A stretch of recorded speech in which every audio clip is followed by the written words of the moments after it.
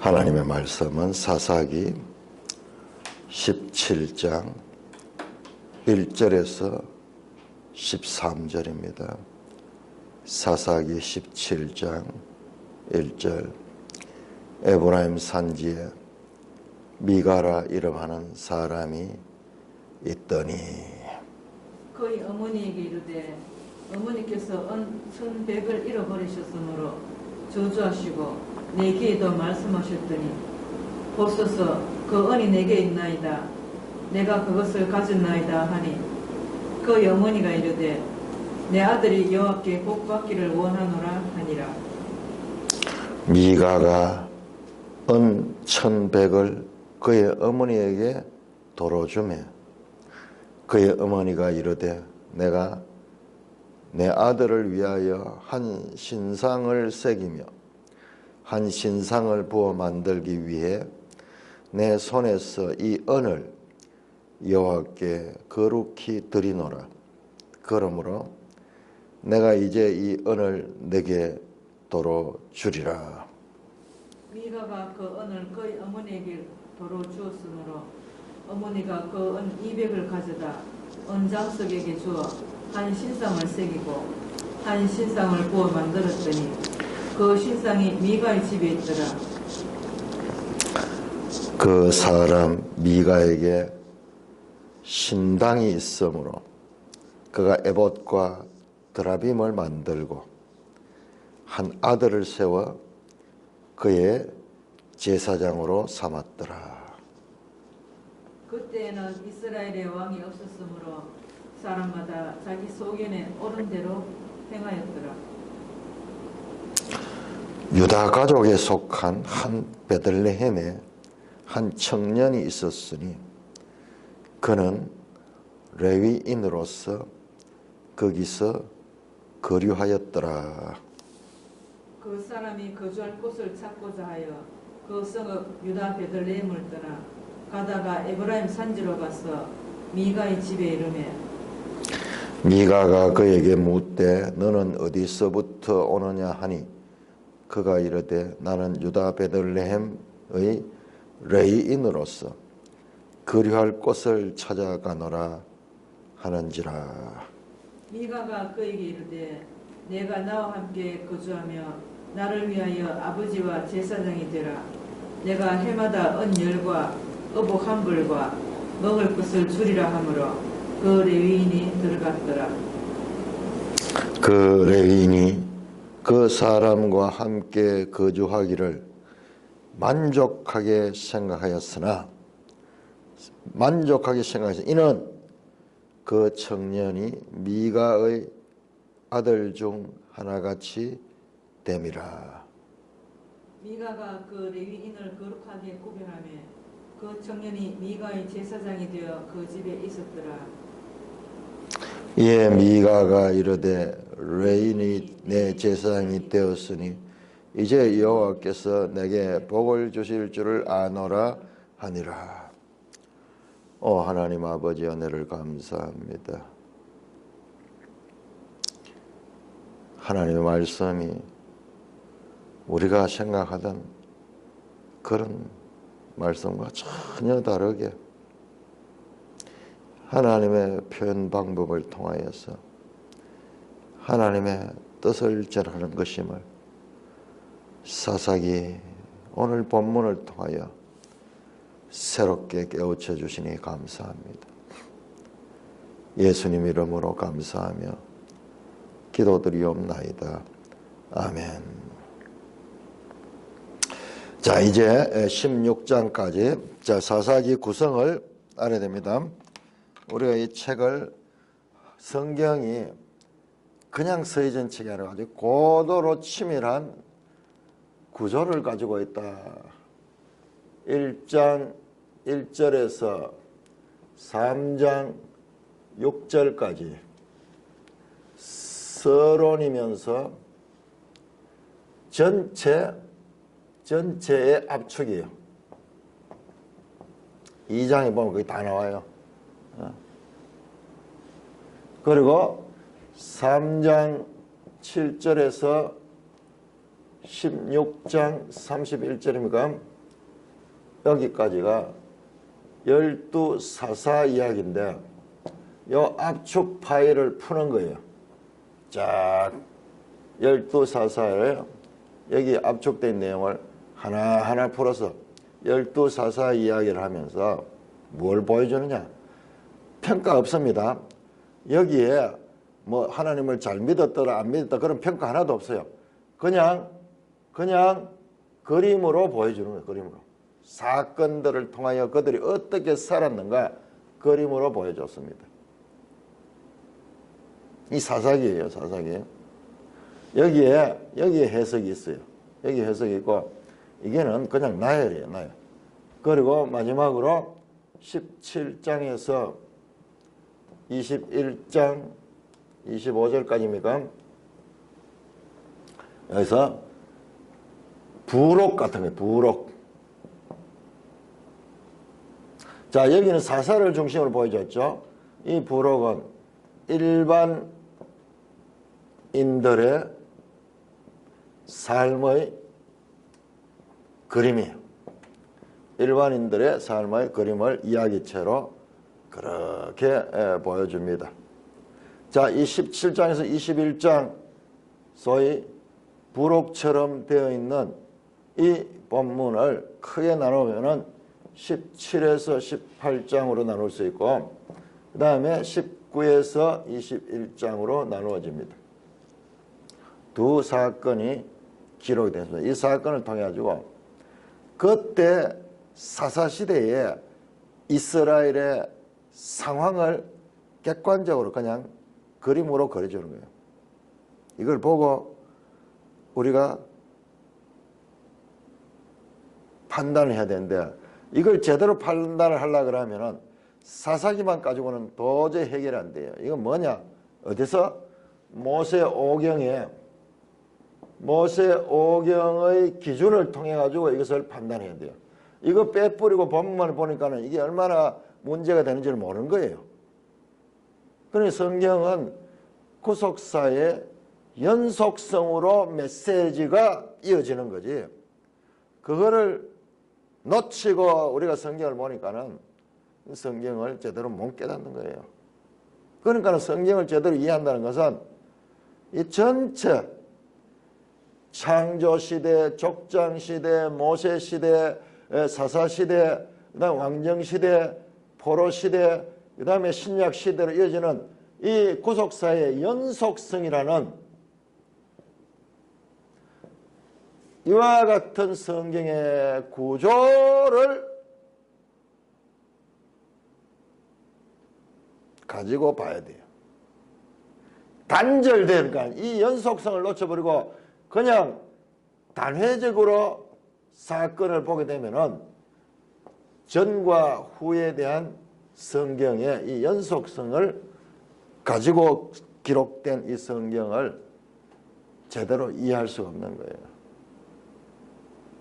우리가 앞에서 출애굽기를 공부했는데 출애굽기에 그렇게 하나님이 법을 주고 그다음에 성막을 짓게 하고 그들이 가나안 땅에 들어왔는데 그들이 지금 세월이 지금 300~400년이 흘렀어요. 가나안 땅에 들어온 지 300~400년이 흐른 후에 그 시대상이 어떠했는가를 보여주는 거예요. 일반인들은 어떠했는가? 사사들은 이러했고 일반인들은 어떠했는가?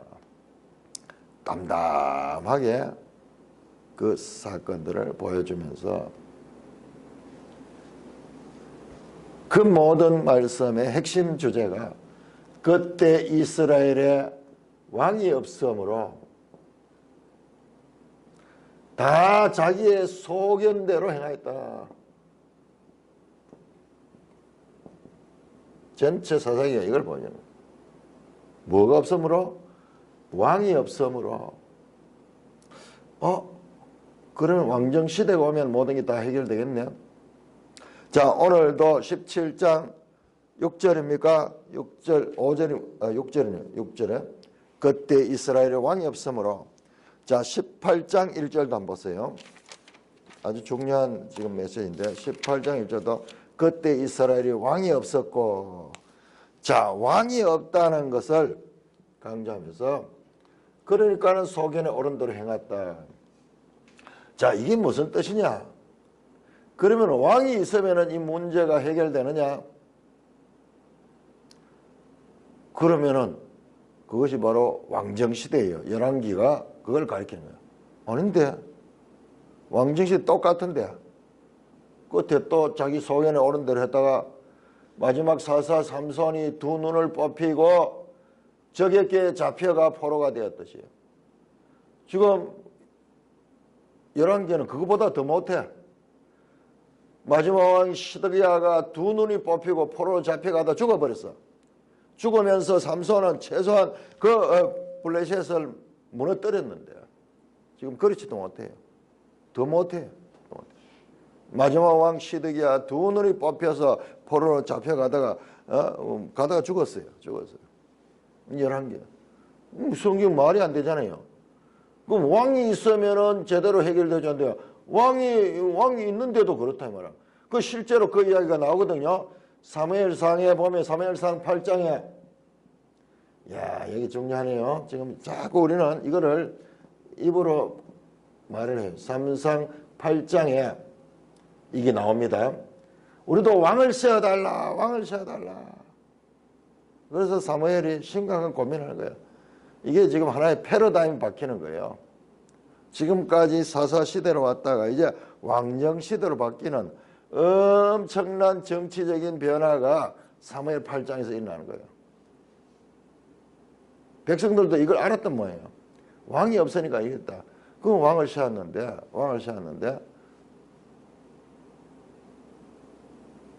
근데 똑같아요. 더 못해요.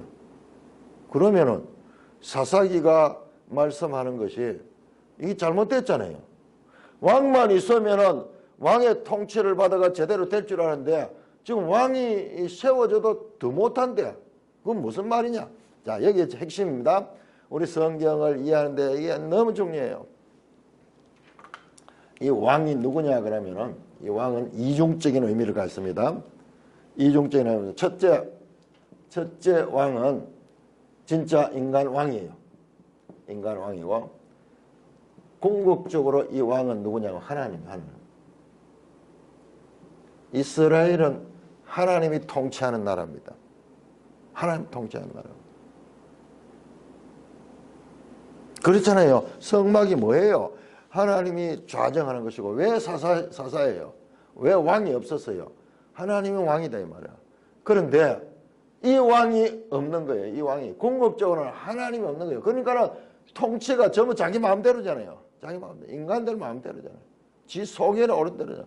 법이 없잖아요.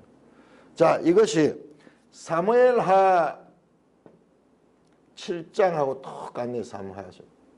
자, 사무엘하 7장이 뭐냐? 그럼 유명한 다윗 언약. 다윗이 하나님께 말합니다. 나는 이 왕궁에 백향목으로 지은 왕궁에 거하고 있고 하나님의 저는 저 모세 시대 만들던 텐트로 해가지고 다 낡아 빠지겠죠. 500년 지났는데. 그리고 밖에 비 맞고 저렇게 초라하게 물도 다 날아가고 물론 이제 뭐 좀 그동안 보수도 하고 이랬겠지만은 그러나 형편없는 거예요. 그래서 다윗이 하나님의 성전을 짓겠다 하는 그런 마음을 가는데 하나님께서 그 마음을 받아주셨어요. 그 마음은 기특하다마는 너는 성전을 못 짓는다. 네 아들 때가에 지을 짓겠다. 그러면서 그런 하나님의 전에 대한 마음을 가진 다윗에게 하나님께서 언약을 합니다. 유명한 다윗 언약이에요. 네가 이스라엘의 왕이 되었듯이 이제 네 후손이 왕위가 이어질 것이다. 그렇게 말씀했어요.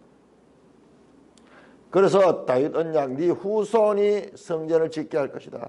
다윗은 성전을 준비만 하고 후손이 짓는데 다윗 후손 솔로몬이 짓거든요. 솔로몬. 그리고 이 왕위가 영원하라 그랬어요. 왕위가 영원하리라. 이 다윗 언약입니다. 영원한 왕이라. 정말 솔로몬은 성전을 지었습니다. 그리고 솔로몬의 아들에서 아들 마지막 이 다윗 후손 시드기야까지 저 사로잡혀간 여호야긴까지 전부 다윗의 후손이 맞아요. 그러나 이 나라 왕위가 영원합니까? 거짓말이잖아요. 왕위가 망했어요.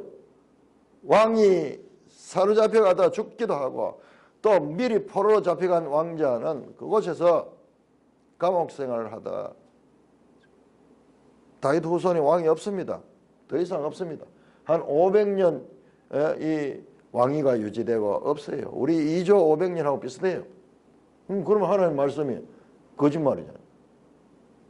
왕위가 영원해라. 자, 1차적으로 이 다윗 후손은 1차는 솔로몬이지만요. 궁극적으로는 예수 그리스도. 그래서 마태복음에 이렇게 시작하죠. 아브라함과 다윗의 후손 예수 그리스도다. 예수 그리스도가 다윗의 후손이에요. 다윗 후손으로 왔는데 이 왕위가 영원한 왕이에요. 그러니까 항상 이 두 가지 궁극적인 이 의미를 알지 못하면은 우리가 보통 1차적인 것만 알게 되면은 성경이 이해가 안 돼요. 솔로몬이 성전을 지었습니다. 예수님이 성전 지었습니다. 자, 솔로몬은 눈에 보이는 성전 지었지만은 예수 그리스도 요한복음 2장에서 이 성전을 헐라 그리하면 내가 사흘만에 세우겠다 그래요. 아무도 이해하지 못해. 그게 무슨 말이냐? 지금 40몇 년 동안 지었고 있는 이 어마어마한 성전을 사흘 만에 다시 세우겠다는 거예요. 그것은 예수 그리스도가 세우는 성전은 교회예요, 교회. 성령을 보내줘서 그 심령 속에 성령이 내주하는 그 성전, 심령 성전을 가리킵니다. 이게 새 언약이에요, 새 언약.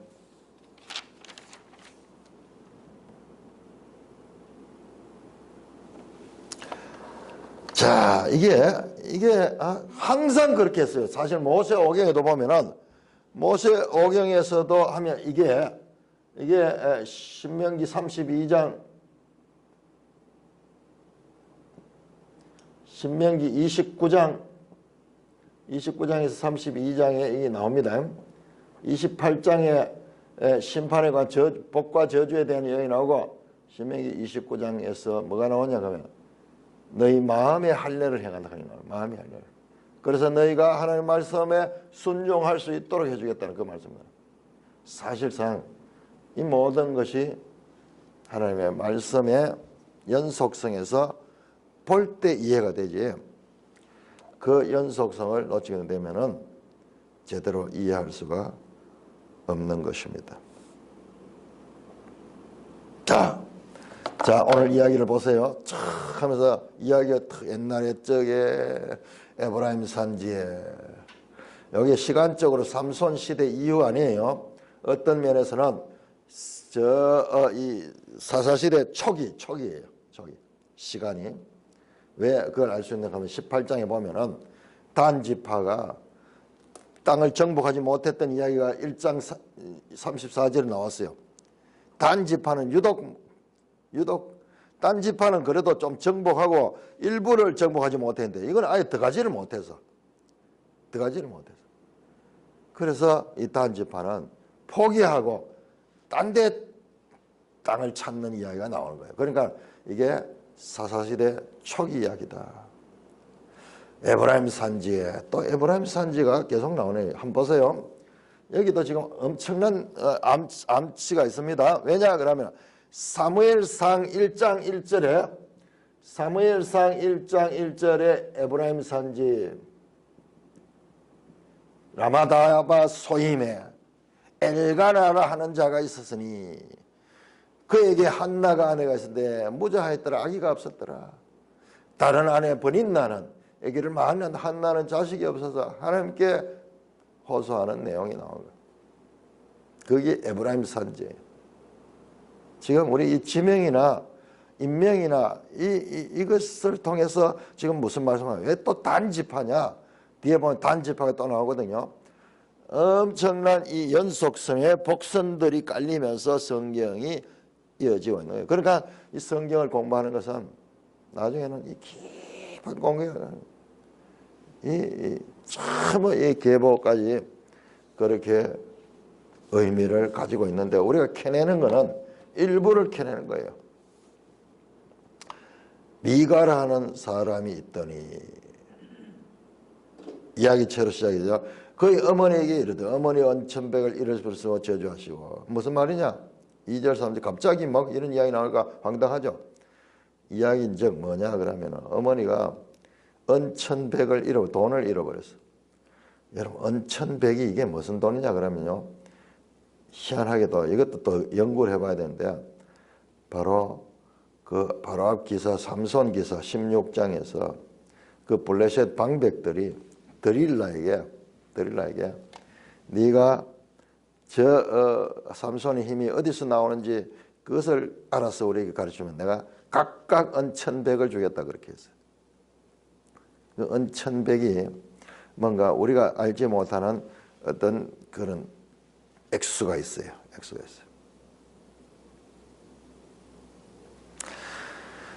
그러니까 어머니가 이 돈을 훔쳐간 놈 망하라고 하면 저주를 했는 모양이라. 그러니까는 사실은 그 언천백을 아들이 미가가 훔쳐갔어. 그래서 3절에 보면 미가가 언천백을 엄마한테 돌려주는 거야. 그래 어머니가 잃어버렸던 돈을 찾았으니까 너무 기뻤던 것 같아요. 근데 좀 말이 안 되죠. 나무라지도 안 하고 남의 물건을 훔쳐갔다가 돌려주는 것만 해도 큰 기쁨이 될 정도로 도덕적으로 타락된 시대였던 것 같아요. 그래 그저 돈 생긴 것처럼 그렇게 어머니가 기뻐하며 3절 중반입니다. 그의 어머니가 이르되 내가 내 아들을 위하여 한 신상을 새기며 한 신상을 부어 만들기 위해 내 손에서 이 언을 여호와께 거룩히 드리노라. 그러므로 내가 이제 이 언을 네게 돌아주리라. 무슨 말이에요? 그런 게 말이 안 되는 이야기예요. 자기들이 말을 해도 무슨 말을 한지 모르고 뭐냐? 왜? 법이 없으니까는. 지 생각대로 말하죠. 지 생각대로 말하는 거야. 아들을 위하여 내가 내 아들을 위하여 한 신상을 새기겠다. 그래놓고 여호와께 거룩히 드리노라. 보세요. 내 손에서 이 언을 여호와께 거룩히 드려. 내 손에서 이 여호와께 드리는데 아들을 위하여 신상을 만드는데 이 말이에요? 뭐예요? 아무 말이죠. 아무 뜻도 없는 아무 말을 하고 있잖아요. 그런데 아주 종교적인 말을 하는 거예요. 신상을 부어 만든다. 아들을 위하여.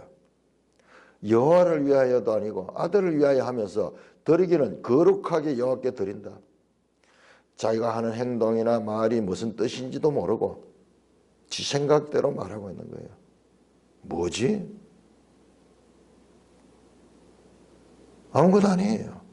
그냥 아무 말이나 하고 있는 거예요. 그러면서도요, 자기는 희생을 하면서 여호와께 드린다 그래요. 그러면 내가 이제 이 언을 네게 돌아주리라. 그러면서 그 일부를 돌아줬는 것 같아요. 다 주었는 것 같네요.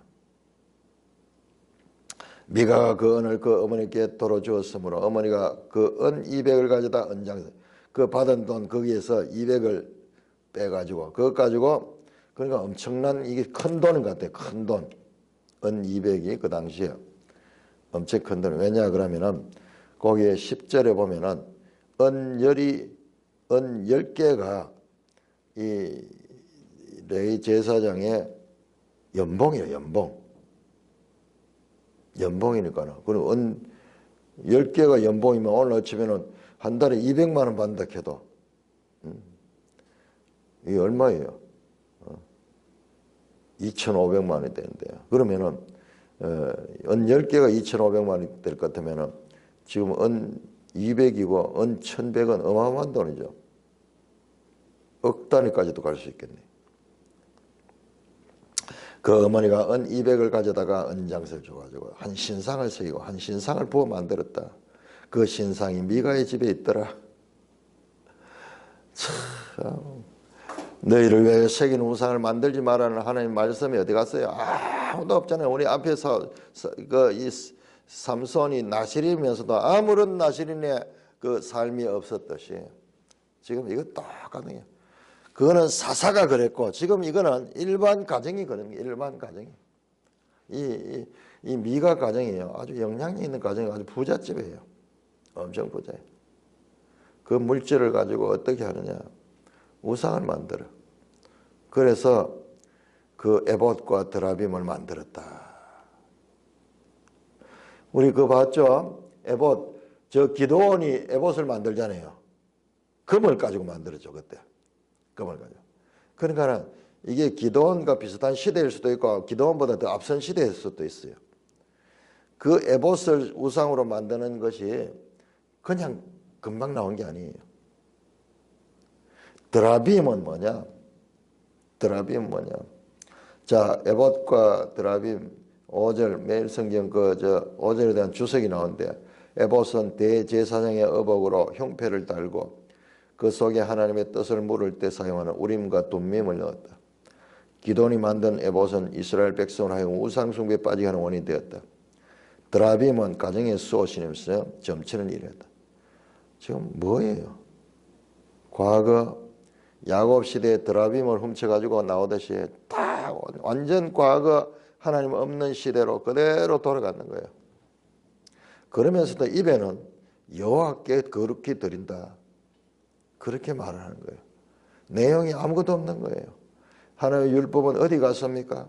아무 데도 찾을 수 없는 거예요. 흔적도 없어.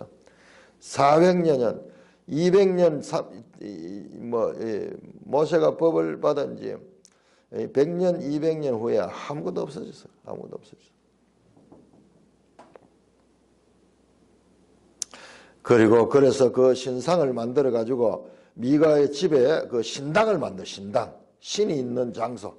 신당을 만드니까는 개인 신당이 있어요. 그 신상이 미가의 집에 있더라. 그래서 미가는 신상을 가지고 있는, 신당을 가지고 있는 사람이에요. 그리고 자기 아들 가운데 한 사람을 제사장으로 세웠습니다. 자, 그리고 6절에 1절에서 5절까지 내용을 평가하는데 그때 이스라엘에 왕이 없으므로 사람마다 자기의 소견에 오른 대로 행하였더라. 자기의 소견에 오른 대로 행하였다. 지멋대로 하고 있잖아요. 지멋대로. 오늘날 그 광고 카피가 보면은 아주 시대를 잘 반영하는데 오늘날 광고 카피가 뭐냐 그러면 내가 세계의 중심이다. 네 마음대로 살아라. 네 멋대로 살아라. 포스트 모더니즘 시대를 이야기하는 거죠. 지금 자기 생각대로 사는 자기 생각대로. 그 휴대폰 이름도 생각대로잖아요. 생각대로 내 소견대로. 이야, 참 반성경적이다, 그죠? 반성경. 우리 성경을 바로 알게 되면은 반성경적인 것이 무엇인지도 알게 돼요. 생각대로 뭡니까? 뭐 휴대폰 선제 나오잖아요. 생각대로. 이 말이잖아요. 내 소견대로, 내 소견한 대로, 내 눈에 좋은 대로. 자, 이 17장 6절 말씀은 사사기 전체 핵심 주제예요. 왜? 어떻게 하느냐? 자, 첫 번째 사건을 그랬죠. 17에서 18장은 두 개의 사건을 가지고 있는 부록 가운데서 첫째, 이 주제도 자기 생각에 옳은 대로 했는 거고, 그 다음에 19장에서 22장 두 번째 주제가 이거예요. 마지막 절에 보면은 그때 이스라엘 왕이 없으므로 사람들이 자기의 소견에 옳은 대로 행하였다. 자, 여기서 또 중요한 것은 요 부록의 17장과 19장의 공통점으로 등장하는 게 뭐냐 그러면은 공통점으로 등장하는 것이 여기에 공통점 등장하는 것이 레위 지파예요. 레위 지파.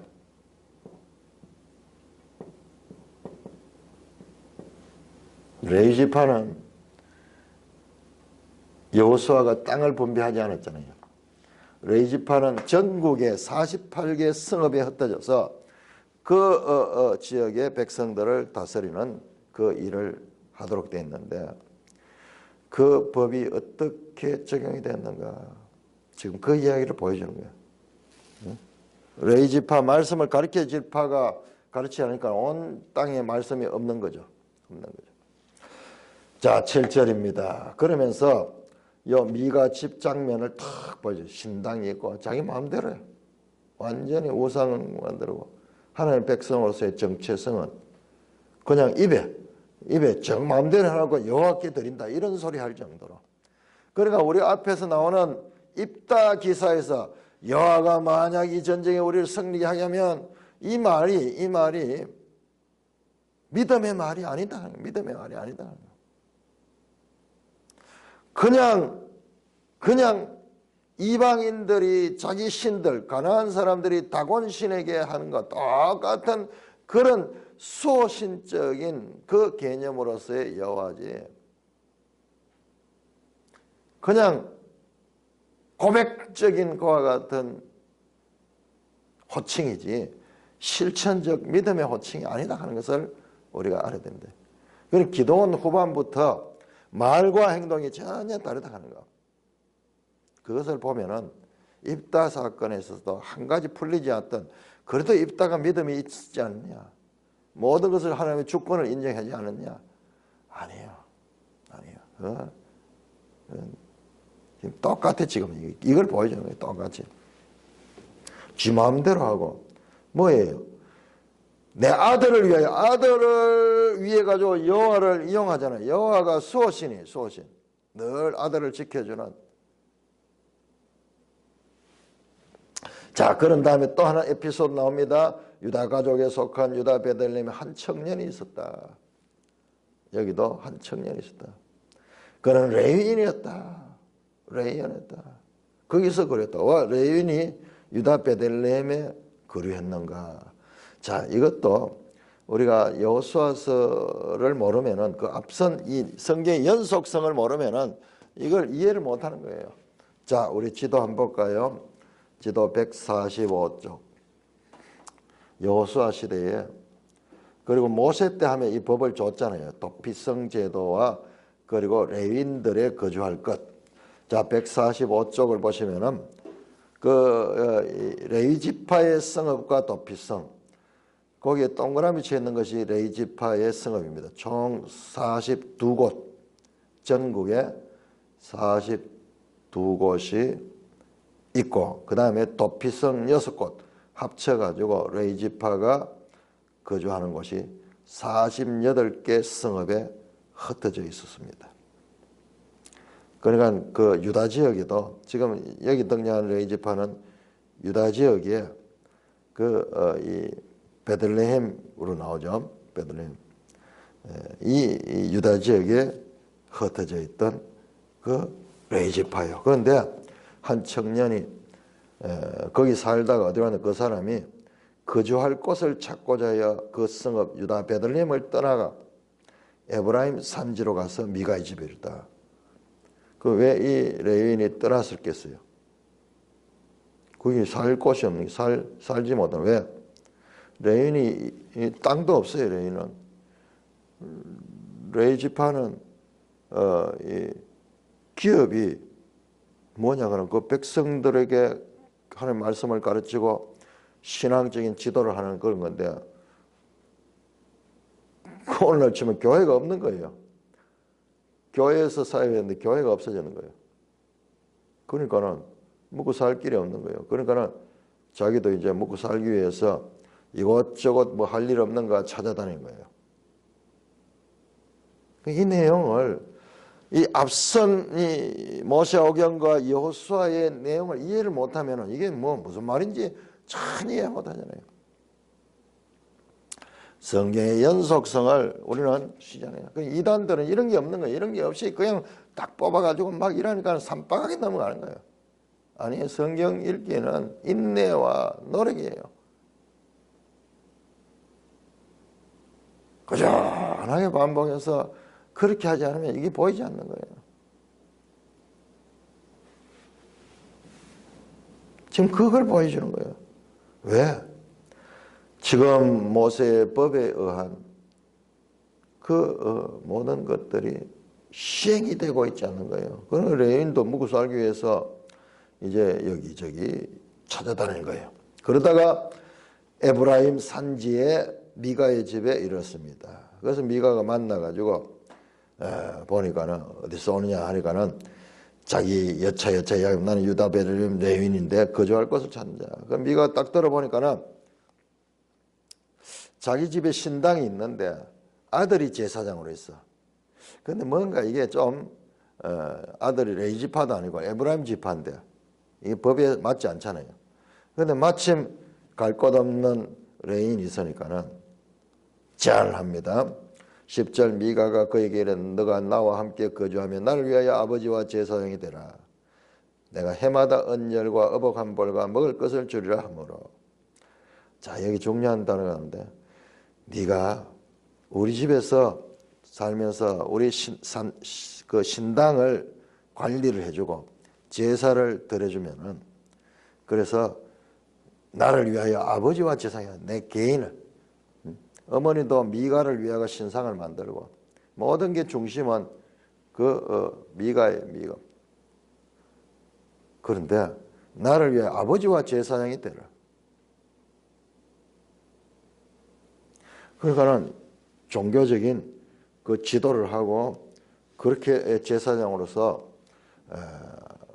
역할을 해달라고 그렇게 하면은, 그러면 내가 해마다 언열과 어복 한 벌과 먹을 것을 주리라. 어복이 얼마나 귀한지 알겠죠? 어복 한 벌이 1년 이 급료에 들어갑니다. 자, 매일 성경 이 부분에 대해서 미가가 제사장직을 제안하여 해마다 언열을 준다는 것으로 볼 때 은 1,100은 굉장히 큰 액수였다. 그 연봉이 은 10개와 어복 한 벌. 그리고 숙식 제공. 갈 곳 없는 레인이 너무 좋은 조건에 그거 제안을 승인했던 것 같아요. 자, 11절 보세요. 그 레인이 그 사람과 함께 거주하기를 만족하게 생각하였다. 일거리 없이 떠돌아 다니다가 이제 자기 본업 비슷한 것을 하게 되었으니까 만족하게 생각합니다. 이는 이유가 나옵니다. 왜 만족했는가? 그 청년이 미가의 아들 중 하나같이 됨이라. 이 청년이요, 미가의 아들처럼 미가를 섬기는 거예요. 앞에 보세요. 자, 여기 묘미가 있으면 10절에 보면 미가가 분명히 이렇게 지었어요. 네가 나와 함께 거주하면 나를 위하여 아버지와 제사장이 되라 그랬는데 실제로는 어떻게 되냐? 아들같이 됐다. 아들같이. 종교적인 지도를 하고 그런 이 하나의 권위를 가지고 그 집안을 신앙으로 다스리는 그런 역할을 해달라고 그랬는데 실제로는 어떻게 했냐? 그 돈에 월급을 주는 고용주의 그 하인처럼 되어서 아들처럼 됐다. 여기 해석이 없어요. 그냥 담담하게 그립니다. 그러니까 지금 우리는 여기 상상력을 가지고 깊이 읽기를 봐야 돼요. 앞뒤로, 저 앞으로는 모세오경 여호수아, 그럼 뒤로는 저 사무엘서 열왕기 이어지는 이 전체 맥락 가운데 지금 이 내용을 봐야 돼요. 그래야 제대로 이해가 돼요. 아들이 되어버렸어. 아들같이 됐다. 그래도 만족한다. 왜? 먹고 살게 됐으니까. 12절 미가가 그 레인을 거룩하게 구별하며 그 청년이 미가의 제사장이 되어 그 집에 있었다. 와, 거룩하게 구별했대요. 뭐 어떤 의식을 행했는 것 같아요. 그 레인을 그 청년이 미가의 개인 집에 개인 제사장이 되어서 거기에 살고 만족하게 살고 있는 거예요. 이에 미가가 이르되 13절. 자, 미가가 이렇게 레인에게 은혜를 베풀고 시혜를 한 것은 목적이 있습니다. 자, 이제 레인이 내 제사장이 되었으니 이제 여호와께서 내게 복을 줄 줄 아노라. 자기 집에 신당도 있고 신상도 있고 그다음에 제사장도 있고 이제 구색을 다 갖췄는 거예요. 야, 이제 구색을 다 갖췄다. 그러니까는 이제 하나님께서 내게 복을 주실 것이다. 이제 여호와께서 이제 완벽하게 모든 조건이 다 갖춰졌다. 신당도 있고 신상도 있고 이제 제사장까지 있다. 그러니까 이제 하나님께서 내게 복을 주실 것이다. 하나님은 어떻게 알고 있습니까? 하나님에 대한 지식이 전혀 없잖아요. 하나님의 법을 따라 살아야 된다는 것이 아니라 모든 것을 형식적으로 미신적으로 조건만 되면은 복을 줄 것이라는 그런 생각을 하면서 마음에 생각하고 있는 것을 기록합니다. 자, 오늘 이 본문을 통해서 여기 하나님 율법이 있습니까? 흔적도 찾아볼 수 없습니다. 흔적이 있긴 있네요. 레인이 아직까지 존재하고 있고, 그 다음에 무슨 이 신당을 만들고 여호와께 그렇게 드린다 해서 그런 형식은 그것도 흐릿하게 남아 있지만은 그러나 그것들이 전부 다 지금 형해화되어 버려. 그냥 아무런 실제적인 그게 없는 레인들이 먹고 살기 위해서 여기저기 떠돌아다니는 그런 존재예요. 전부 개인의 속에 나오는 대로 계약하고 행동하고 고용하고 있습니다. 삼손 기사와 똑같아요. 미가는 개인 신당도 있고 신상도 세웠으며 레인 제사장까지 두었으니 이제 모든 구색을 다 갖췄다. 이제는 복받는 일밖에 없다 하는 이런 지극히 이방 민족의 미신과 같은 상태에 있다는 것을 미가의 말을 통하여 우리에게 보여줍니다. 이게 성경이에요. 얼마나 대단해요. 그래서 성경 읽는 자는 이제 하나님이 이런 식으로 뜻을 전하는구나. 자꾸 이걸 보다 보면 영적 근육이 생겨요. 이게 지금 앞으로는 어떻게 연결해요? 뒤로는 어떻게 연결될까? 이 현상이 어떠한가?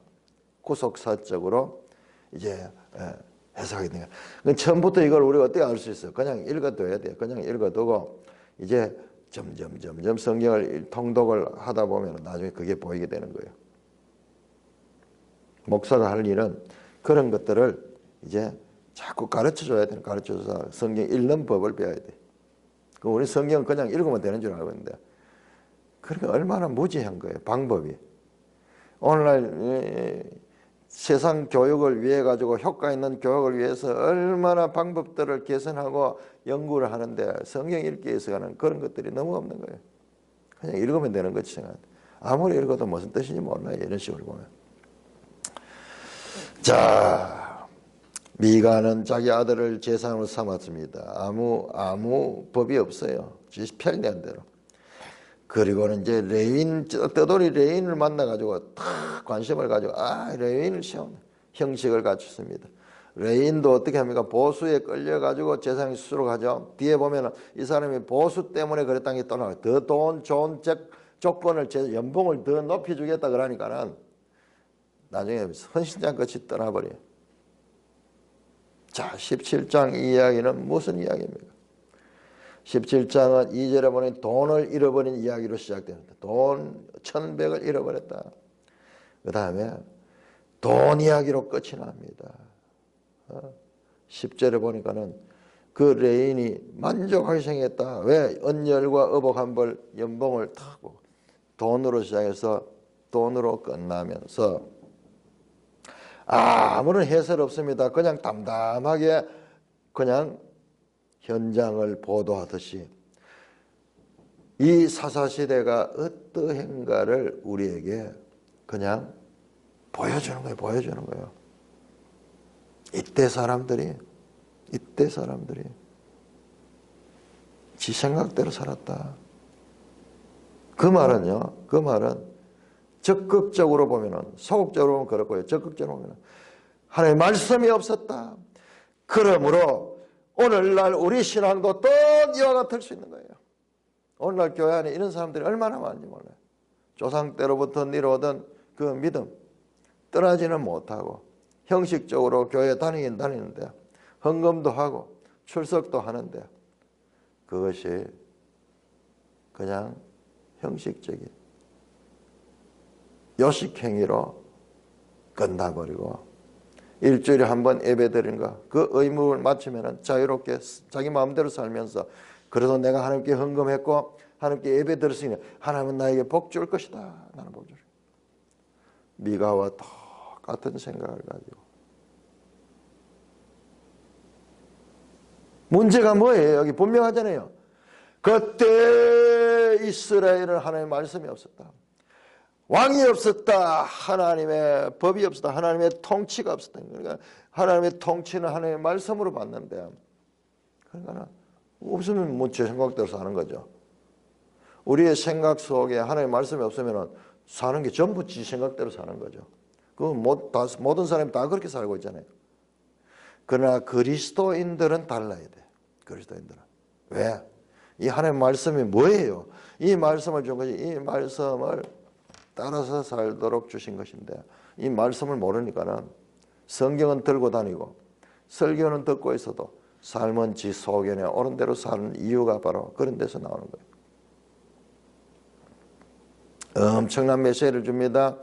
자, 이 사사시대의 혼란을 없앨 수 있는 길이 무엇입니까? 우리의 지식과 믿음을 말씀으로 채워야 되는 거예요. 늘 정답은, 늘 결론은 똑같아요. 결론은 하나님 말씀으로 돌아가자.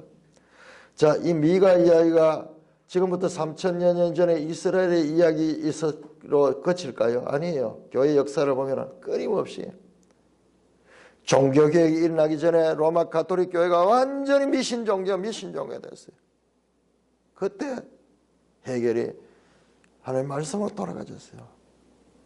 오늘날도 마찬가지예요. 형식은 다 있고 성경 스타디도 하고 뭐 다 이렇게 하지만은 제대로 말씀을 일관되게, 그리고 이런 연속성 있는 성경 읽기가 아니면은 처음에는 안 됩니다. 이거. 그렇지만 자꾸 읽어두면은 그래 평생 공부하는 거예요. 그러면은 처음에는 이런 거 없이도 은혜를 받을 수 있어요.